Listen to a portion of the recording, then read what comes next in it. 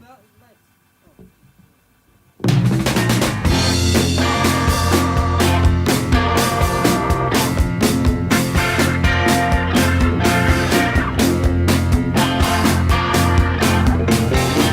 hello, Crashing Podcast, and today I am joined by Corduroy. Before I start, I want to talk a bit about the band I interviewed last week, and that was the band Soul Underground. Absolutely great band, very 60s inspired, and play music across genres such as garage, psych, and rhythm and blues. Brilliant band, and highly recommend giving them a listen if you're into your psych, 60s stuff and rhythm and blues, and if you're into stuff like that, you will clearly like this band, because they've been described as a band that's like a tribute band for the 60s but play their own music. And that's what's so great about them, because they're not playing other people's music. They literally write their own stuff and have that same sort of sound, but obviously modernised and change it for themselves. And it sounds so fresh and so good and so raw. And really highly recommend giving them a listen, people. Like, we have great debate about bands, Bonzo Dog Band and stuff like that. And we get talking about their upcoming gig in the Dead Wax, and I really can't wait for that. I'll hopefully be there. But today I'm joined by a band that's been together since 1991, and they're signed by record label Acid Jazz. Absolutely brilliant band, brilliant music, and they're just cool guys, really cool guys. Really appreciate them doing the interview. And this is a band called Corduroy, and if you don't know them, you need to know them. Like, I'll be quite shocked if you don't know them. If you're into your music, you should know them. But if you don't really know much about the Acid Jazz label and stuff like that, check it out. They've got some great bands under that label and great comp albums. And Corduroy are one of those great bands that were signed by Acid Jazz, and I've been following them for a couple of years since working in the record shop, and really like what they do. Really cool music. I love all that stuff, like that Booker T type vibe. But obviously, again, probably a band that's inspired by stuff like that, but made it their own sound. But they was playing at the Night Owl at the start of May, and the gig was absolutely amazing, and I'm going to be playing some video clips of that set, so hope you like it. So I'm going to pass it over to Corduroy, and take care. Good evening, everybody. How are you? All right? All right, don't go on about it. We're called Corduroy. It's very pleasant to be here, and we're going to start off with a song, or a tune rather, called High Havoc.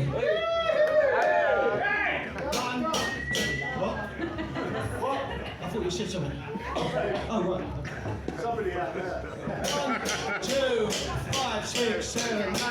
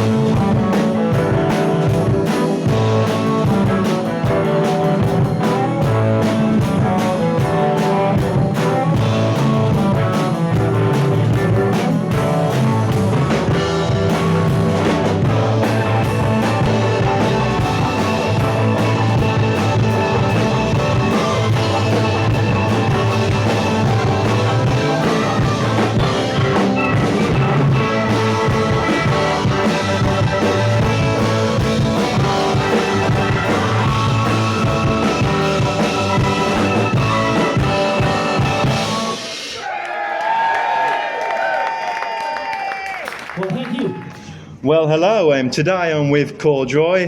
You want to say hello? Hello, I'm Scott. Hello, and I'm Ben. How are you today? Absolutely fine. How are you? Splendid. Good, thank you. Thanks. Is this like your first gig of the year or at the Night Owl? The first gig for us at the Night Owl, but Ever. Oh, really? we did a gig in Belfast last Yeah. Saturday, and yeah, so this is the second one. Oh, nice one. And how is it being back doing gigs after all the lockdowns and stuff like that? Well, we've done some earlier in the year, last year as well. But it's great. Yeah. It's when you try and make a career out of it, it's obviously an enormous relief to be able to do it again. And we just don't know how long it's going to last. So every day is a blessing, as they say. Yeah. You've been together since like '91? We've been together since '61. Oh, really? But the band was formed in '91. Yeah, something like that. Yeah. So how did that come about? Like, how did you all meet each other, and like, why did you form a band? We all knew each other anyway from living locally. Richard was in this band, Dr. Medics. They had a number one, The Spirit of the Sky, and he played with us in a rock band in the 80s for a while. And Simon we knew socially, but I actually didn't know he played guitar. Yeah.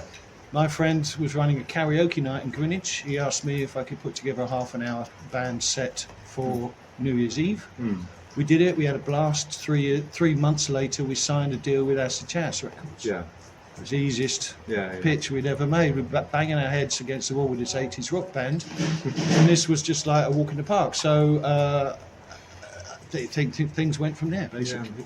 What was it like getting signed by a record label, Acid Jazz? It was really good because we realised that kind of music we were really quite passionate about, and the timing seemed to be bang on as far as Acid Jazz as a record label kind of breaking onto the high street.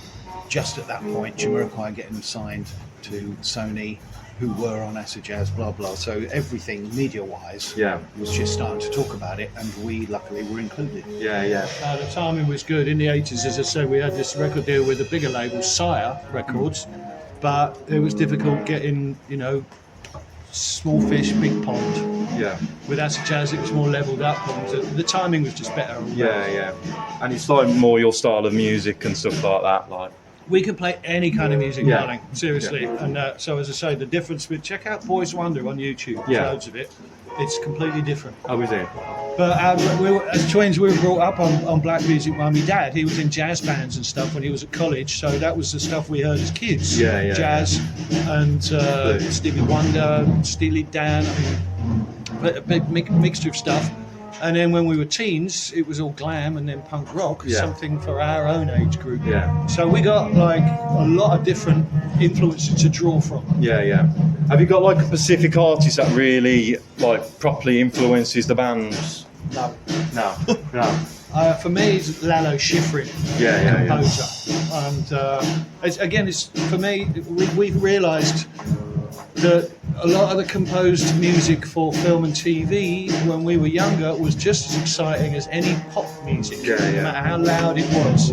The energy is there. It's channeled differently, but the energy we got. That's why we formed Corduroy the way we did, because to explore this different kind of energy rather than just guitars. Yeah. And is it mainly just instrumental music you do, or do you have any vocals in some tracks? Well, it's a kind of half and half. In tonight's set, it'll probably be half and half, won't it? Yeah, I would think so. We kind of like started off purely instrumental in '91, and then Sure, he's coming. You're right. You want to say hello? Hello, I'm Simon. Nice to meet you, man. What do you play in the band? I'm a guitar player. So what was we talking about then? I was just saying that we started off purely as an instrumental band, Yeah. and then wanting to explore more what we could do live, rather than spending a load of money on a big brass section or string section. We just use our voices. So that's how it kind of naturally came about. Yeah. So who came up with the name Corduroy, and why that name? We wanted to reflect the notion of school geography teachers or art teachers or whatever. It was not specifically nerdy as such, but it was definitely anti everything else that was going on at the time. Yeah. It's the same with the project in the 80s. We didn't want to look anything like musicians, so we dressed up really loudly. We involved every youth culture that's been all mixed together. And with Corduroy, it was a much more 60s teenagers look. Yeah. And again, totally different to what else was going on. Yeah. And now we're 60 and not teenagers. So It's a bit small. yeah. So like from your first album to like your latest album, how would you say you developed as musicians? Really badly. Well, I mean, as I was saying before about using more elements to the live aspect, because we played an awful lot live, Yeah. and got a reputation, thankfully, as a result. But expanding what we do, we have had brass, we have had percussion player, recorded string quartets, this, that, and the other, etc. All really good fun, but of course prohibitively expensive to use live. Yeah. So when we made Return of the Fabric 4, we thought, and the record company thought, let's just strip it back down to the four of us, and kind of like Way cheaper. Yeah. I wanna. No, the development thing is basically just if you've got interest in more than one type of music, then I think personally you're at an advantage. You've got more to draw upon as influences, and that's basically what we've done, is just explored further and further. Yeah. You don't want to play an entire set the same tempo like DJs, and we don't want to play the exact same groove for the whole set either, because it gets repetitive. So it's just exploring things and seeing if we can make them exciting. Yeah. So let's talk about like your first ever live gig together as a band. Can you recall that? And like, what was that like? Well, as I say, it was this karaoke night Yeah. in Greenwich, southeast London, and the place was full because it was New Year's Eve, and everyone was absolutely rat-faced. So we could have done anything and it would have been good. So it was enjoyable. It was a little bit nervous because even though we'd rehearsed, we had no idea how it would go down, but we deliberately made things somewhat familiar. So we did a bossa nova version of Sesame Street theme. Everybody knows that. And I bet you don't. Yeah. I think I do. I don't know. I'm sorry, I didn't mean that. So it was tremendous fun, but as I say, we could have been like deaf, just hopeless, and it still would have probably worked well because everybody was completely up for it. No, what am I saying? We were brilliant. So when it comes to your nerves and that, how would you say that developed over the years of doing gigs and stuff like that? Would you say you're less nervous now, or Completely dead. I feel absolutely nothing towards anybody about anything. You never know when the nerves are going to strike, so it would be churlish to suggest that we don't get nerves anymore. Yeah. No, you get familiar with it. That's the thing, and you either consciously or subconsciously learn how to deal with it. So I know when I'm nervous because my stomach starts going crazy. Yeah. Other people, everybody's got different symptoms, and but intellectually, there's not one fucking good reason for being nervous. Yeah. So you challenge yourself, and that's what the 80s band was good for, because I was a lead singer, no drums, nothing. Yeah. And so you have to address the audience. Yeah. There's nothing worse than watching a band who are looking at their shoes all night. Oh no, yeah, it's a bit boring. Yeah. So when, as we're on the subject of gigs and stuff like that, have you got any like rock and roll stories you can tell the listeners? Yes. My favourite is we went to Japan a lot in the 90s. Yeah. And one time we did a Q&A in a record store. Yeah. And and it was rammed. Yeah. People mostly younger people, younger than us. We were 30 something at that time, me and him. We finished, managed to squeeze ourselves out onto the street, and we were looking for a taxi. And there was about 4 record company people with us. And slowly, it was like being in a Beatles film. Slowly, these schoolgirls started coming out from the record store, started chasing us down the street. And it was, I swear to God, it was just like living in a Beatles film. So it's not terribly rock and roll. I mean, none of us have ended up in jail or anything like that, to my knowledge. And so it's not as self-destructive as some other people are, but that's why we're still around doing it. I guess that is a rock and roll story though, but like to me, if that happened to me, if I was in a band, I feel like I made it here. You know what I mean? Like, Oh yeah, but it was baffling because none of us fucking anticipated Yeah. or understood it. Yeah. Like, because these, like, we're like as Ben said, we were all like, Thank you. 30 or getting on thereabouts. Yeah. And these girls were like 15, 16. It's not like, it was just completely baffling. Yeah.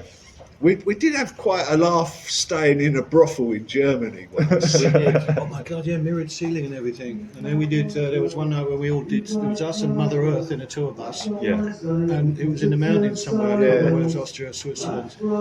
And a promoter said, all right, lads, any of you want to do some acid tonight? So we all did. It was, we wrote our names in the snow in tomato sauce. Yeah. We wrote our names in our own shit.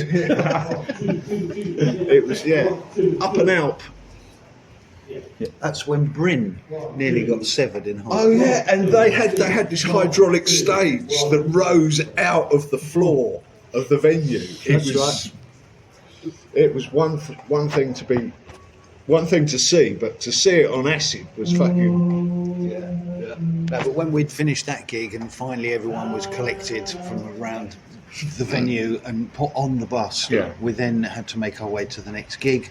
And during that journey, going along the motorway with those overhead walkways and double-decker coach, which with a clearance of probably 18 inches. Yeah. And we were holding Bryn, the small keyboard player from Mother Earth, out of the hatch window of the roof. Just, we were all on our faces. His feet clipped one of the signs, and everybody in the bus just went, ah! He was also wearing his child's Spider-Man outfit at the time. Yeah. No, we haven't got any rock and roll Yeah, stories. That's rock and roll for He me. could have died. He said, But Shame he didn't, though, isn't it? then we'd have a story, wouldn't we? we'd have a Hammond. yeah. So let's talk about your latest release. It was like a comp album. There was one in 2020 and 2021. Yeah, it was Talk a bit about that. a lot of material that never got released, but these compilations, there's two, Winky Wagon Part 1 and Part 2, and they basically cover some stuff that had been released but included with, there was like a little set playlist, basically, each of them. And before that we did the first studio album in God knows how long, called The Return of the Fabric Four. Yeah. And later this year, in autumn, we're releasing, I believe, a single. Double A side. Yeah. Will that turn into anything after that, or is it just like a random single? It's to celebrate 30 years since our first album came out. So we should be doing some more dates around then as well. Yeah. Do you have any clues on where you might be playing, or? It'll all be down to our promoter, probably Adrian, but we don't know yet. So it's not even concrete. Anybody interested can always look on our Facebook page. Yeah, you or got an Instagram page as well. Instagram, Corduroy Band. Where anything like this goes up straight up. So, do you want to introduce yourself to the podcast and what you play? I'm Rich, bass player. And I was just saying, you want to talk about the Totally Wired show that you do, like? Okay, well, Totally Wired Radio is acid jazz radio station. I do a show called Well Suspect Radio Show because I've got a subsidiary called Well Suspect Records. Yeah. Corduroy on both acid jazz and Well Suspect Records. So it started off as an advert for the label and the band. It's gone 3 years. You've been going for 3 years, did you say? Every single Tuesday for 3 years. And is it internet show, or where can you access it? It's the internet only, and then you get a catch-up Mixcloud thing. So what sort of stuff do you play on the show, like? Anything that influences Corduroy or the label, or just stuff I like, you know. Oh, cool. Ben and Scott have been on as guests. Oh, And have you got anything upcoming with that? Well, it's the biggest challenge is reformatting. So every year I try and reformat so it doesn't get boring. I've spent a fortune on records because I only play vinyl. But it's exciting. During the lockdown, that was kind of that centred my week. Do all the hosts of that radio station play vinyl and that? Some of them don't. Some of them use laptops. Yeah.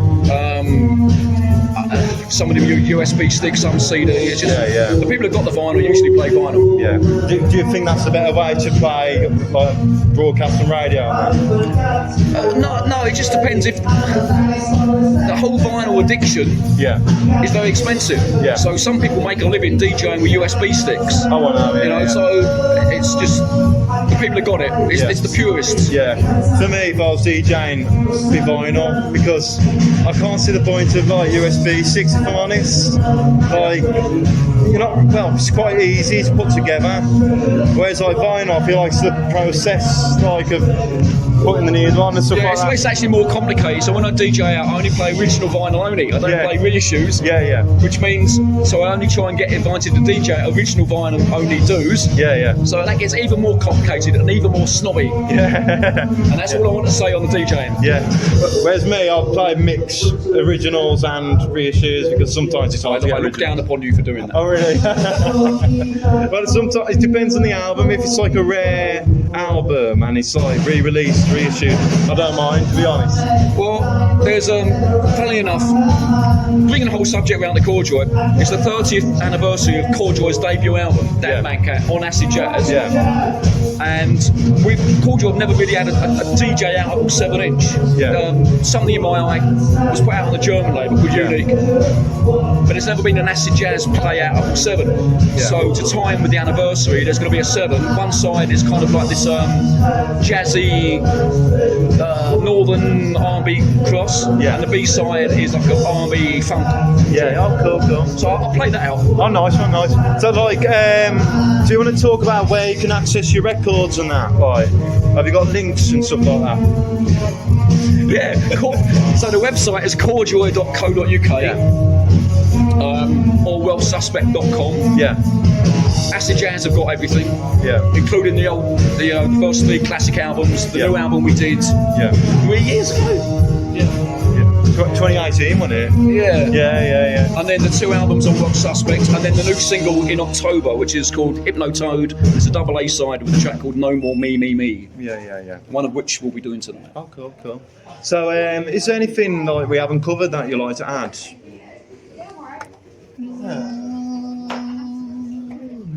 You're the one asking the question. Is there anything you would like to talk about that we haven't covered yet? I don't know. I think like pretty much we kind of covered. Well, to me, like I ask the questions what I usually ask. So I don't know. This is a question I always ask the band at the end if they want to add anything. Yes, of course. Well, we've kind of mentioned everything that we're promoting. So I think it's time to chop them out. Lovely. So let's we've got 2 more questions. And have you got any like recommended artists that are like on like your type of vibe? What, current or old artists? Current and old, if you want. It's a tough question. It's partly tough because I would encourage people to go and find stuff for themselves. Rather than, because everyone gets everything on a plate these days. No, go and find it yourselves. And it'll be much more rewarding. That's what I believe in as well. Like, it's kind of hard to get into music when someone's telling you to like listen to something. For me, I like to just discover it myself. Exactly. Someone tells you about something and you check it out and you think, oh, I don't like that. It's aspirin don't work for everybody, so recommendations don't. I mean, obviously one of the cool things nowadays that we never had before is YouTube. And that because of these algorithms, it will assume that if you like that, you'll like this. And sometimes you think, oh yeah, it's not the case. But again, it's a question of digging. But you've got many more ways to dig than ever before. So I'm currently liking the Allergies, which I discovered by accident because they did a double-sider with Smooth, who we used to go out touring with, and like the Big AC, which is Nick Corbin. New Street Adventure, his thing. I think they're playing up here. Oh, cool. They're really good live. I think another way of discovering records for me, what I do, I don't know if anyone else like does it, but sometimes the album cover attracts me. Like, I'm very into like psych stuff. So like if it's got a really psyche trippy look to it, I'll go for it. but sometimes it can be the case if it's sounding shit. But like, sometimes I just buy it for the album cover. Name some of the shit albums you bought for the cover. Oh, there was an album by a band called The Heads. I forgot what it was called, but it was like this naked hippie woman smoking a bong or something like that, and it just looked really cool. And she was on a Moroccan carpet, and I thought, now this looks like a great album. Listen to it, and it's really American punky heavy type sound. I was like, it's a bit weird, but like another album, I think I just went for like the look of the cover and that. It was a band called Making Time. She's on my label. Yeah. Faye Hannon. Oh really? Yeah. If I'm honest, it's like not really my vibe. It was a bit too in your face mod revival. If I'm honest, like I'm more subtle type. You know what I mean? Like, so I don't know. My Father, the Pop Singer by Sam Chalpin. Oh, nice. I was after that album for several years. I finally found a new old stock copy from a record shop in New York. Yeah. That guy, his father owned Atco Records. He was a cantor. Said, son, I want a record deal. Oh, nice. So he got a load of session guys of the day, 60s stuff, and he just sang over them. Oh, cool. It's the best, worst thing you've ever heard in your life. The album cover's like sort of good, then sort of shit. Yeah, they dressed him up as Sonny Cher. Yeah. He did it. It's so bad he did a follow-up. It's great. Oh, cool. I'll put that in post as well. Also, a question I always ask, and the bands get really stuck on this one. Have you got anything inspiring to say to the listeners?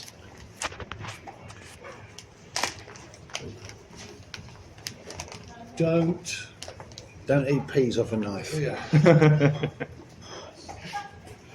But well, we kind of covered it with finding music. It's making your own decisions. Don't let big companies' algorithms make decisions for you. Yeah. Because otherwise, that type of situation is going to get worse. Yeah. You know what I mean? We don't want to really end up as a species of just brains in fish tanks plugged into entertainment 24/7. Yeah. Half of us are already there, and I think it's dreadful. So I was cycling through a park in Greenwich. Oh, where yeah, live, laugh, love.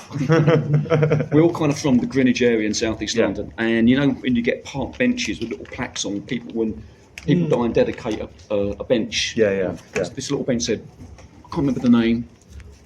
In quotes, I only want to be remembered for my genius. I thought it was great. Yes, good quotes. Yes. Thank you for joining me for a podcast. I really appreciate you all doing the interview. Yeah, and I hope you have a good gig tonight and with future gigs and stuff like that. Thank you. All right, take care. Cheers. Ta. Good looking gating out all that noise. No one seems to know. They're all paid to get in. How much is it to get in? 17 quid? Lucky you were doing the 20 quid show tonight. 1, 2, 3, 4.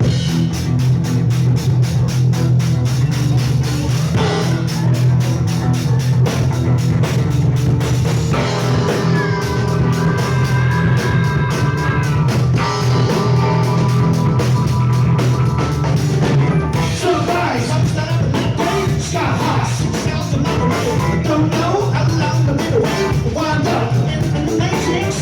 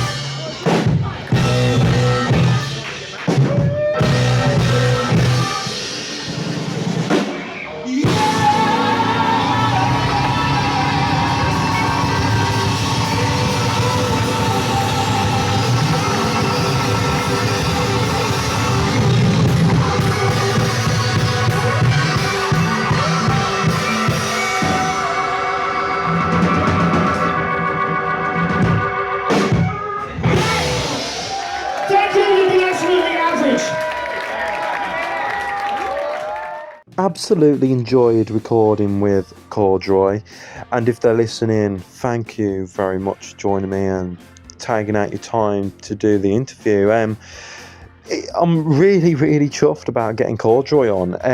I'm really, really happy about it because I text them with thinking they won't get back to me, and they did. And I've got many more guests like that to come, and I'm really chuffed. Like some of these guests, like some of these bigger guests, are getting back to me, like Corduroy and Holy Fuck as well, and upcoming guests. Don't like spoiling it, but I've got the Rosillos on coming on for a podcast.